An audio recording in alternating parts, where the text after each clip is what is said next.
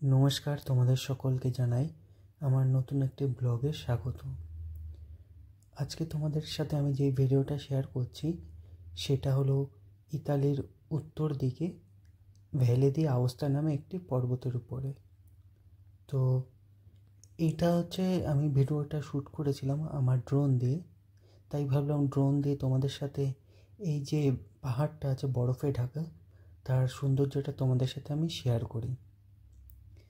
তো তোমরা দেখতেই পাচ্ছ পুরো জায়গাটা জুড়ে শুধু বরফ আর বরফ, আর এই বরফের ভিতরে ইটালির মানুষরা বা অন্যান্য দেশের পর্যটকরা এসে এসে এখানে স্কি করছিল। তার সেই সবের দৃশ্য আমি এই ড্রোন দিয়ে ক্যাপচার করেছি। যদিও এতটা উপরে পাহাড়ের উচ্চতা প্রায় 4500 মিটার,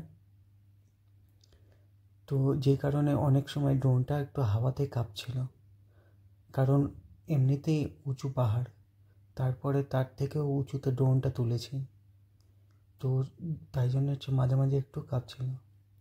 তো আমি এটাই এক্সপেরিমেন্ট করতে যাচ্ছিলাম যে এই ড্রোনটা দিয়ে পাহাড়ের যে পুরো প্রকৃতির যে সৌন্দর্য বরফে ঢাকা সেইগুলো তোমাদের সাথে আমি শেয়ার করি। তাই জন্যই আমি ড্রোনটা দিয়ে এই ফটোগুলো তুললাম। ভাবলাম তোমাদের সাথে এইগুলো একটু দেখাই যে ড্রোনটা দিয়ে পাহাড়ের ভিউটা কেমন লাগে। এবার তোমাদের সাথে আমি এই আওস্তা ভ্যালি সম্পর্কে কিছু বলবো, সেই সঙ্গে একটু আমার ড্রোনের সম্পর্কেও বলবো যে ড্রোনটা দিয়ে আমি কত এফপিএসে এই ভিডিওগুলো ক্যাপচার করেছি। সবার প্রথমে বলি ড্রোনটা দিয়ে আমি হচ্ছে 4K 30 এফপিএসে আমি এটা ক্যাপচার করেছি।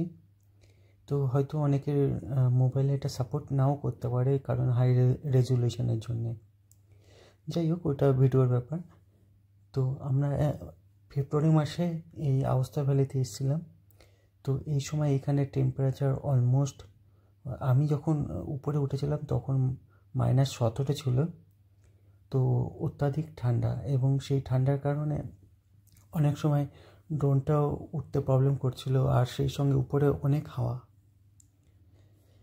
তো তোমরা যারা এখানে ফেব্রুয়ারি বা জানুয়ারি মাসে আসবে তো যথেষ্ট মোটা জ্যাকেট পরে আসবে ঘোরার জন্যে, কারণ এখানে ঠান্ডা কিন্তু অনেকই ঠান্ডা, তোমাদের মানে অনেক ঠান্ডা লেগে যেতে পারে বা হুট করে শরীর খারাপ হয়ে যেতে পারে।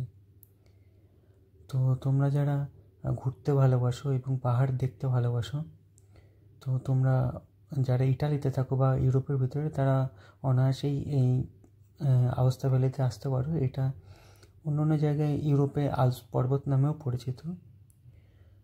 তো তোমাদের আমি জানি যে অনেকেই পাহাড় ভালোবাসে, তাই আমিও পাহাড়কে ভালোবাসি বলে পাহাড়ের কাছে ছুটে এসেছিলাম এই বরফ দেখতে।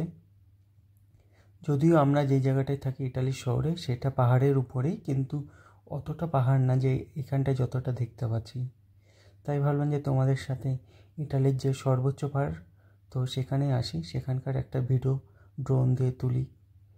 তো তোমরাও পাহাড় দেখতে ভালোবাসো, অনেকে গরমের সময় পাহাড়ে ঘুরতে যাও। তো আমরা শীতের সময় পাহাড়ে ঘুরতে আসি, কারণ কি এখানে শীতের সময় বিভিন্ন রকম অ্যাডভেঞ্চার স্কি এইগুলো হয়ে থাকে, তাই জন্য আমরা শীতের সময় এসেছি।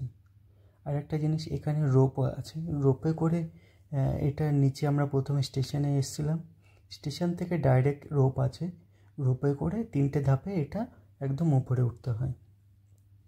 তা আমরা রোপে করে 3টে ধাপে এসেছিলাম, এবং সেখানে আসার পরেই এই ভিডিওটা ক্যাপচার করেছি। তো আশা করি তোমাদের ইটালির যে পাহাড় তো দেখে ভালো লাগছে। যদি ভালো লাগে তো অবশ্যই শেয়ার করো যে ইটালির পাহাড়টা তোমাদের কেমন লাগলো। ইটালির পাহাড়ের সৌন্দর্য কিন্তু অপূর্ব, তাই জন্যই আমি ভাবলাম যে তোমাদের সাথে একটু ইটালির প্রাকৃতিক সৌন্দর্যটা শেয়ার করি।